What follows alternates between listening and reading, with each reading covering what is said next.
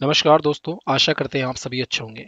तो आज हम इनकम टैक्स के मोस्ट इम्पॉर्टेंट क्वेश्चन के बारे में चर्चा करने जा रहे हैं, क्योंकि हमें पता है जो असिस्टेंट अकाउंटेंट का एग्जाम है उसमें इनकम टैक्स की क्या वेटेज है। ठीक है, तो मैं आपसे यही रिक्वेस्ट करूंगा आप इस वीडियो को पूरा देखें, जिससे कि जो इम्पोर्टेंट क्वेश्चन है वो आपको अच्छे से समझ आ जाए, क्योंकि ये जो क्वेश्चन है इनके रिपीट होने के बहुत ज़्यादा चांसेस होते हैं। ठीक है, मैक्सिमम चांसेस है रिपीट होने के, क्योंकि प्रीवियस ईयर से ही उठाएगा रिपीटेड क्वेश्चन है जो अगेन एंड अगेन रिपीट हो रहे हैं। तो अपने टाइम को वेस्ट ना करते हुए चलिए शुरू करते हैं। तो हम पहले क्वेश्चन की तरफ बढ़ते हैं। पहला क्वेश्चन हमसे क्या कह रहा है, according to the section 80C maximum deduction allow for the assessment year 2020 and 21। ये कह रहा है 80C के अंदर मैक्सिमम डिडक्शन कितने मिलती है।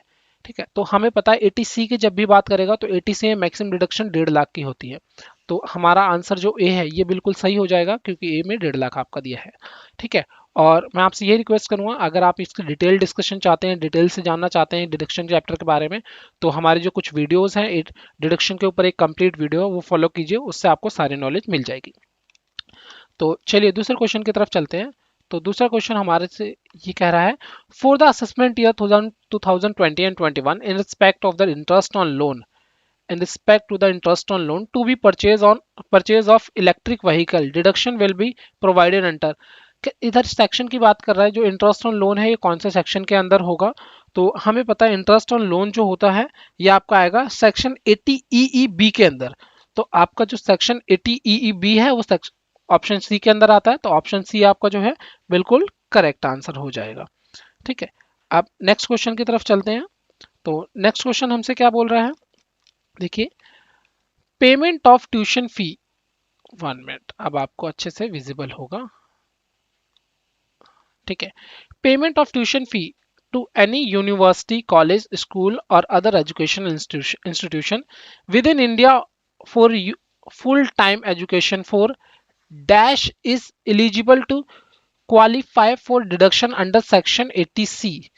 ठीक है, तो ऑप्शन देखते हैं ऑप्शन में पूछा क्या है, क्योंकि ऑप्शन से हमें पता चलता है बेसिकली पूछा क्या है। तो इसमें ये पूछ रहा है बेसिकली कि जो ट्यूशन फी या कॉलेज फी, जो भी स्कूल फी होती है, ट्यूशन फी मतलब कॉलेज, स्कूल या अदर एजुकेशन इंस्टीट्यूशन के लिए जो हम ट्यूशन फी पे करते हैं, उसमें मैक्सिमम कितने बच्चों के लिए हम डिडक्शन ले सकते हैं। तो हमारा जो आंसर होगा मैक्सिमम 2 चिल्ड्रेन। आपने पढ़ा होगा ये 2 चिल्ड्रेन आएगा। ठीक है, डिडक्शन वाली वीडियो में ये भी कवर है। तो आंसर क्या होगा, हमारा बी बिल्कुल सही आंसर होगा। 2 चिल्ड्रेन के लिए हम मैक्सिमम ट्यूशन फी की डिडक्शन ले सकते हैं। ठीक है, अब नेक्स्ट क्वेश्चन की तरफ चलते हैं। ठीक है, नेक्स्ट क्वेश्चन हमसे क्या बोल रहा है, for the assessment year 2020 and 21 dash provides deduction to an individual assessed in respect to interest on loan taken for higher education. कह रहा है हायर एजुकेशन के लिए इंटरेस्ट ऑन लोन जो होता है वो कौन से सेक्शन के अंदर आता है। तो हमें पता है जो सेक्शन 80E होता है, सेक्शन 80E जो होता है वो हायर एजुकेशन के लिए ही होता है। हायर एजुकेशन के लिए जो इंटरेस्ट, जो लोन लिया गया होता है उस पे इंटरेस्ट की बात बताता है। तो सेक्शन 80C हमारा जो ऑप्शन ए में है, तो ऑप्शन ए बिल्कुल करेक्ट हो जाएगा, क्योंकि यही क्या होता है, इंटरेस्ट ऑन लोन के रिगार्डिंग सेक्शन 80E होता है। ठीक है, होप आपको ये भी अच्छे से समझ आ गया होगा। And guys, again I request you, if you are like this video, so do subscribe also, because subscribe is very important for us. Okay, so next question देखते हैं, if rent is paid for the house situated in Mumbai। ठीक है, मुंबई में एक घर है, वहां पे उसका रेंट दिया जा रहा है। while calculating the exempt value of the house rent allowance dash of salary will be considered under section 10 10 of means 10 subsection 13 a of the income tax 1961। तो 1961 के लिए जो हाउस रेंट अलाउंस होता है उसमें कितने परसेंट का क्या है, सैलरी जो है कंसीडर की जाती है एग्जाम्प्ट वैल्यू के लिए। मीन्स हमें एग्जाम्प्ट वैल्यू के लिए कितने परसेंट सैलरी जो होती है वो कंसीडर की जाती है, ये बस बताना है हमें। तो हमें पता है इसका आंसर, जो इनकम टैक्स के अंदर जो कंसीडर्ड वैल्यू होती है वो होती है 50%। तो 50% जो हमारा है सेक्शन ऑप्शन सी में है, तो ऑप्शन सी हमारा बिल्कुल करेक्ट आंसर हो जाएगा 50%।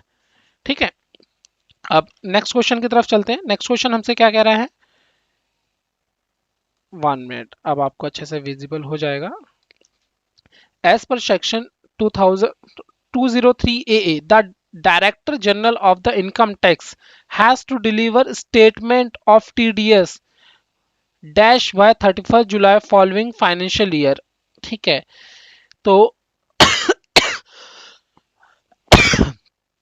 सॉरी गाइस, तो आपको क्या है बेसिकली इसमें फॉर्म बताना है कि कौन से फॉर्म के अंदर जो है जो डायरेक्टर जनरल होता है वो इस अपने इनकम टैक्स की स्टेटमेंट देता है।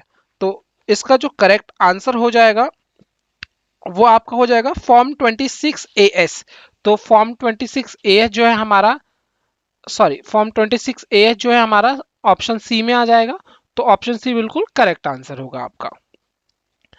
ठीक है, अब नेक्स्ट वीडियो की तरफ चलते हैं, सॉरी नेक्स्ट क्वेश्चन की तरफ चलते हैं। In case of resident individual of age 60 year, ठीक है, रेजिडेंट की बात कर रहे हैं जिसकी एज क्या है 60 ईयर है और मोर, मतलब 60 साल से ज्यादा है। Interest on bank fix deposit qualified for deduction up to dash under section 80TTB। तो 80TTB की जो मैक्सिमम लिमिट है बेसिकली ये पूछ रहा है, और एज क्या है इंडिविजुअल की 60 अबव है। तो इन केस एज जो 60 अबव होती है, ठीक है, तो जो मैक्सिमम लिमिट मिलती है 80TTB के अंतर्गत वो आपकी होती है 50,000। तो 50,000 देखिए कौन से ऑप्शन में है, 50,000 आपका डी ऑप्शन में है, तो आपका डी ऑप्शन बिल्कुल करेक्ट हो जाएगा। ठीक है, नेक्स्ट क्वेश्चन की तरफ चलते हैं। नेक्स्ट क्वेश्चन क्या कह रहा है, total amount of deduction is limited up to dash by section 80 CCE for the assessment year 2020 and 21, section 80C 80CCC and 80CCD। ठीक है, मैंने अभी आपको बताया था 80C की जब भी बात हो तो मैक्सिमम डिडक्शन कितनी होती है, 1.5 लाख की होती है। ठीक है, तो 80C है, इसमें 1.5 लाख कहाँ है, पहले ऑप्शन में है, तो आपका जो फर्स्ट ऑप्शन है वो बिल्कुल करेक्ट हो जाएगा, क्योंकि 80C के अंदर हम मैक्सिमम डिडक्शन कितने की देते हैं, 1.5 लाख की देते हैं। ठीक है, अब नेक्स्ट क्वेश्चन की तरफ चलते हैं। नेक्स्ट क्वेश्चन हमसे क्या कह रहा है, 1 मिनट थोड़ा विजिबल कर देता हूं मैं आपको। ठीक है,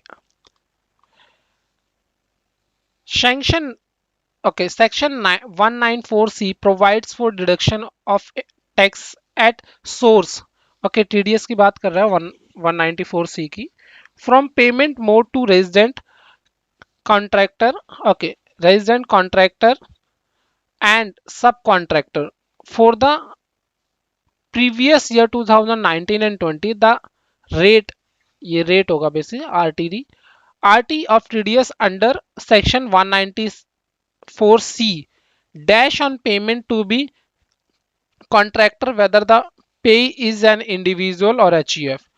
ठीक है, तो जो कॉन्ट्रैक्टर को हम पेमेंट करते हैं उसके अंदर टीडीएस कितना कटता है, बेसिकली टीडीएस की बात की गई है इसमें। तो हमें पता है जो 194 के अंतर्गत क्या होता है, हम किसी भी कॉन्ट्रैक्टर को पेमेंट करते हैं तो उसमें जो टीडीएस होता है वो आपका 1% होता है। ठीक है, कितना होगा 1% HUF या इंडिविजुअल के अंतर्गत। तो आपका जो ऑप्शन डी है ये बिल्कुल करेक्ट हो जाएगा 1%। ठीक है, और 2% तब होता है, ये तो आपका HUF और इंडिविजुअल के लिए होता है, और जो आपका 2% किसी और चीज के लिए, HUF या इंडिविजुअल को छोड़ के किसी और की बात करें, जैसे कंपनी वगैरह की बात करेंगे तो 2% आपका आंसर हो जाएगा। तो इस केस में हमसे HUF या इंडिविजुअल की बात करिए तो 1% आपका करेक्ट आंसर होगा। ठीक है, नेक्स्ट क्वेश्चन देखते हैं क्या कह रहे हैं, 1 मिनट। ठीक है, if a person does not hold a PAN, अगर कोई आदमी है जिसके पास क्या है, पेन नहीं है, and dash any transaction dash to in this rule section 139A giving detail of such transaction either in printed form और इलेक्ट्रॉनिकली विल अनाउंस्ड इन। ठीक है, बेसिकली फॉर्म की बात कर रहा है, एक बार मैं हिंदी में भी आपको क्वेश्चन पढ़ के बता देता हूँ। यदि किसी व्यक्ति के पास पेन नहीं है और इस नियम मतलब धारा 139A में निर्दिष्ट कोई भी लेन देन निष्पादित करता है तो वह मुद्रित रूप से या इलेक्ट्रॉनिक रूप से लेन देन में विवरण देश में एक घोषणा करेगा।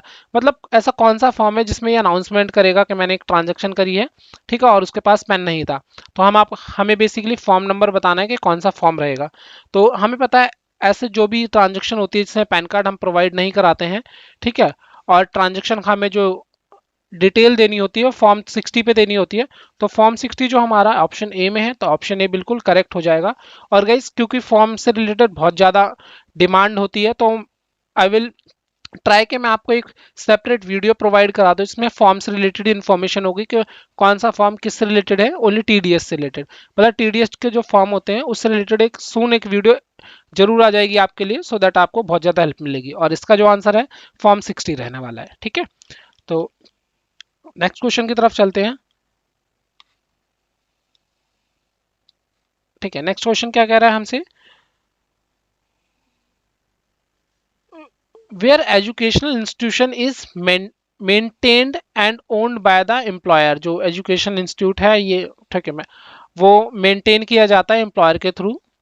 Cost of such education in a similar institution in और near the locality minus amount recovered from the employee would you not be regarded as a perquisite if the value of the benefit per child does not exceed।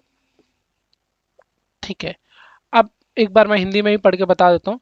जहां शैक्षणिक संस्थान का रख रखाव और स्वामित्व नियोक्ता द्वारा किया जाता है, उसी तरह के संस्थान में या उसके आसपास ऐसी शिक्षा की लागत को घटाकर कर्मचारी से वसूल की जा गई राशि को अनुलाभ के रूप में नहीं माना जाएगा यदि प्रति बच्चे का लाभ डैश मूल से अधिक नहीं है। ठीक है, बेसिकली ये क्या मुझसे लिमिट पूछ रहा है कि परकिजिस्ट के अंदर जो स्कूल है या फिर जो इंस्टीट्यूट है, वो ऑनर जो एम्प्लॉयर है उसके थ्रू मेंटेन किया जाता है, मतलब वो बेसिकली मालिक है। तो हमें क्या करना है कि हमें लिमिट बतानी है कि जो उस एम्प्लॉय के बच्चे पढ़ रहे हैं उस स्कूल में, उसमें कितने अमाउंट की लिमिट होगी कि उसको पेमेंट ना करना पड़ा, टैक्स ना, मतलब परक्यूजिस्ट के अंदर मैक्सिमम कितनी लिमिट मानी जाएगी। तो हमें पता है जब भी परक्यूजिस्ट की बात करता है तो परक्यूजिस्ट में 1000 रुपीज होती है पर मंथ। तो ये पर मंथ की बात कर रहा है, तो पर मंथ 1000 रुपीज जो आपके सेक्शन सी में है, तो सेक्शन सी जो आपका है बिल्कुल करेक्ट आंसर हो जाएगा 1000 rupees per month. Next question देखते हैं। नेक्स्ट क्वेश्चन क्या बोल रहा है हमसे, under the section 80 QQB deduction of up to maximum of dash limit पूछे is allowed to be an individual resident in India in respect of income derived as author of certain book other than text book. ठीक है, ये basically क्या है, 80 QQB के अंदर maximum कितने limit दी जाती है, बस आपके साथ यही पूछ रहा है। तो हमें पता है जब भी 80 QQB की बात हो तो 3 लाख मैक्सिमम लिमिट होती है। ठीक है, तो आपका जो आंसर है ये आपका बी हो जाएगा 3 लाख, क्योंकि बी ऑप्शन में दिया गया है। ठीक है, मैं अगेन आपसे रिक्वेस्ट करूंगा कंप्लीट डिटेल के लिए डिडक्शन वाला चैप्टर देखें, उसमें आपको सारी इंफॉर्मेशन मिल जाएगी। ठीक है, तो आज के लिए गाइस इतना काफी है। ठीक है, जो मोस्ट इंपॉर्टेंट क्वेश्चन थे हमारे इनकम टैक्स से रिलेटेड मैंने आपको बता दिया है। ऐसी वीडियो जल्दी और भी आएंगी क्योंकि काफी सारे इंपॉर्टेंट क्वेश्चन होते हैं, तो मैं आपके लिए ऐसी वीडियो लाता रहूंगा। So again I request to, अगर आपको ये वीडियो पसंद आती हो तो do like and do subscribe also, क्योंकि आपको पता है अगर आप हमें सब्सक्राइब करते हैं तो हमें और भी मोटिवेशन मिलता है। ठीक है, और हमारे चैनल की ग्रोथ भी अच्छी होती है। So thank you for watching, have a nice day.